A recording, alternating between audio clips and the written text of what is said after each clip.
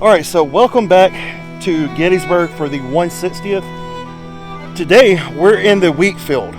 The field you see behind me on the afternoon of July the 2nd, 1863, was transformed into one big pool of blood. So let's explore a little bit of the history of the battle for the Wheatfield here in Gettysburg. Men of the 140th, recollect that you are now defending your own soil and are fighting to drive the invader from your own homes and firesides. I shall therefore expect you to conduct yourselves as in the presence of your wives, your sisters, and your sweethearts, and not disgrace the flag you bear or the name of Pennsylvanians.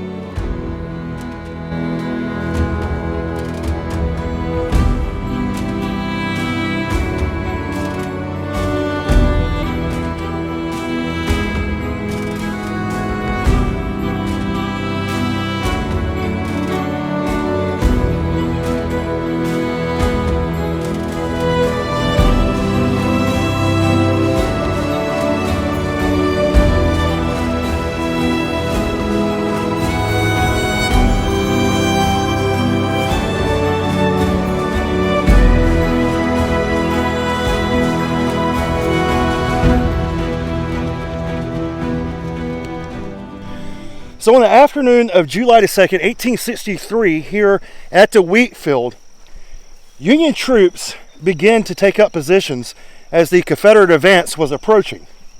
At about 4:30 p.m., the Wheatfield you see behind me was transformed from a pretty luscious big field of wheat to one big pool of blood. On the afternoon of July the 2nd, Confederate forces began pushing in on this position, and they began attacking areas like the Stony Ridge you see directly to my right, and then men of the Union Army took up positions on the Stonewall directly to my rear. Also to my rear you can see the Rose Farm and the Rose Woods, and Confederates began assaulting this position. At about 6:30 p.m. the line at the Peach Orchard collapsed, and more Confederates began to swoop in this area and surround this field. Soldiers' accounts from the battle are very, very detailed, and some about what happens here, and they tell about being able to almost walk across this field behind me on just a course of bodies from one end to the other. And this is probably, or is, the most blood-soaked ground here in Gettysburg, and it is one of the most well-known engagements here that is witness to some of the most vicious fighting.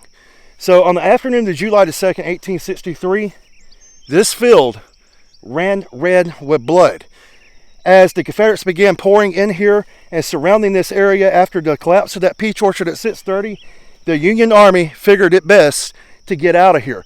The whole bad part about it is this Wheatfield offered no tactical advantage to either side.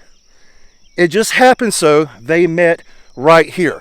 And after the Confederates began surrounding this area, the Union Army pushed back to Cemetery Hill, and left in this wake was a field full of nothing but carnage, blood, and corpse, which laid here for days. So we've moved across the Wheatfield to the area of the Stonewall we were talking about earlier, and this had Maine troops, some Pennsylvania troops, and we are right here at the Stonewall now. Just want to give you a glimpse into the actual positions here that the men held here at the Wheatfield. Again, this was the most bloody fight out of the whole campaign here at Gettysburg, and these Pennsylvania troops, the troops that were here just went through the ringer. So we're going to just show you the Stonewall here and then move on to the next place. So this is the Stonewall here at Gettysburg that was held by men of the 17th Maine. And as you can tell, it's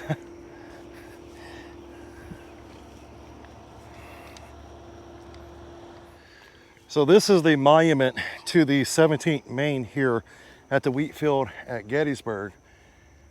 On the Stonewall, which is a portion they held with Pennsylvania troops as well. And this stone wall saw some of the most fierce fighting here at the Wheatfield.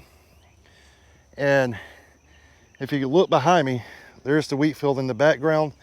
And these men will hold this stone wall, or try to hold this stone wall, until they're pressed out. And the counterattack came. But this resulted in the Confederate victory. But this ground here, tactically, didn't matter to either side. So even though the Confederates won this ground, tactically, this ground really didn't matter. But it still had an effect here because it became the most bloody single piece of ground here at Gettysburg. So here's another monument here in the Wheatfield. This is to the 9th and 32nd Massachusetts, the 4th Michigan, 67th Pennsylvania Infantry, and then you got reenactors over here from the Pennsylvania units as well. And then a monument here to the 4th Michigan. And we're going to walk actually right down here in just a few minutes. And I'm going to show you my favorite monument on the entire battlefield, my absolute favorite, with my niece in tow. She's been my personal photographer today. So if you guys see any pictures of me pop up online anywhere, I'm charging $1,500. No, I'm just kidding. But you'll probably see some pictures pop up on Instagram from her on my page. But this is pretty cool to actually be here on the anniversary weekend in Gettysburg on the day it actually happened. Okay, so we've moved over by Stony Hill now, and you can see the Wheatfield just down here. And this is probably my favorite monument on the entire battlefield. This is to the 63rd, 69th, 88th New York Infantry, the Irish Brigade. One of my favorite units during the Civil War. And this is by far my favorite monument on this entire battlefield. If I had to pick one, this is it. And you can see the dog that was their mascot here. And you can see the Irish related monument right here. And they sustained a lot of casualties here. On the first day they had 63, second day 69, third day 88, and they had a total of killed 5 on the first day, 5 on the second, 7 on the third, wounded 10, missing, wounded on the second day 14, wounded on the third day 17, and missing 8 on the first, 6 on the second, 4 on the third. And it kind of breaks it down to each day by day number. But I just wanted to share this monument with you, and because it is really my favorite. And then you got some depictions of the artillery here, and then if you walk around the back, it tells you that the brigade entered a battle under the command of Colonel Patrick Kelly with 530 men strong, of which was contingent compromising 3 battalions of 2 companies, each number 240 men. The original strength of these battalions was 3,000 men. The brigade participated with great credit to itself and the race which it represented in every battle of the Army of the Potomac in which the 2nd Corps was engaged, from Fair Oaks on June the 1st, 1862, to Appomattox Courthouse in the surrender on April the 9th, 1865. And that includes here at Gettysburg. So somebody's left a flag here. God bless the boys of the Irish Brigade.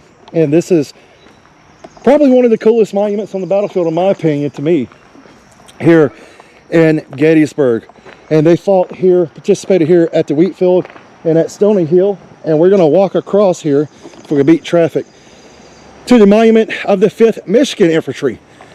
And they also were here on the Stony Hill portion of the Wheatfield and participated in this Wheatfield fight. And these guys took a brunt of casualties as well. And if we walk behind here, there's a cool monument that a lot of people do miss when they come to Gettysburg.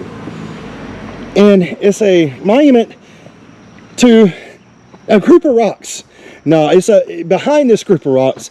On the afternoon of July 2nd, 1863, a surgeon by the name of Boylston Adams placed a field hospital of the 32nd Massachusetts Infantry, 2nd Brigade, 1st Division, 5th Army Corps behind these rocks. There's a field hospital. It was established so near the line of battle, many of the wounded escaped capture or death by coming here for aid. And that field hospital was right back here. He was right here. The Wheatfield is right through these trees, not even 100 yards. So he was right here on a line with a field hospital. And a lot of people miss this little marker back here because it's kind of hidden between rocks. But it's very cool because it gives you perspective that on the afternoon of July the 2nd, while all this is going on, he's got his field hospital set up right here, right on the Wheatfield almost. So he was commended for his bravery in actually doing that. So yeah, that's a cool little hidden monument here that a lot of people miss when they come to Gettysburg. And I found out about that monument because of the American Battlefield Trust, and you should go visit them as well. Visit their page, watch some of their videos. If you want any interest or have any interest in the Battle of Gettysburg, learning more, the American Battlefield Trust YouTube page is where you need to be. Also, the 66th New York Infantry, 3rd Brigade, 1st Division, 2nd Corps monument is right here. July the 2nd, 1863, 6 p.m. right here in the Wheatfield. 5 wounded, 5 killed, 29 wounded, 10 missing. And then you have the marker to the Irish Brigade here as well, their tablet. And it tells you exactly what happened with them on July the 2nd and July the 3rd. So, yeah, that's a mouthful. So, this is right at Stony Hill and the Wheatfield. So, come down here, check it out if you're at the Wheatfield. And then there's a lot to see. All right, so we're kind of making our way through here. The Wheatfield is a little bit bigger than what people think it is, I think. It's a little bit bigger than what you will usually think it is. But there's a lot of cool monuments here to see and a lot of cool markers. And you could spend days on this battlefield looking at all of them. So we're going to continue on and we'll see you later on. And this is the Reverend Father William Corby. And he delivered the communion and prayer to the Irish Brigade, the Irishmen who were about to go into combat on July the 2nd. It is said that not a man was left that didn't send up some kind of prayer. And on the accounts of one soldier, he said that this event was something truly spectacular to see. So this is the Wheatfield, 160 years to the day of the events that transpired here in Gettysburg. So if you're ever in Gettysburg, come here and visit the Wheatfield because this was the scene of the most savage and brutal fighting here during the Battle of Gettysburg. So we're going to get out of here. We're going to continue to the next place and we'll see you on the next episode here from Gettysburg.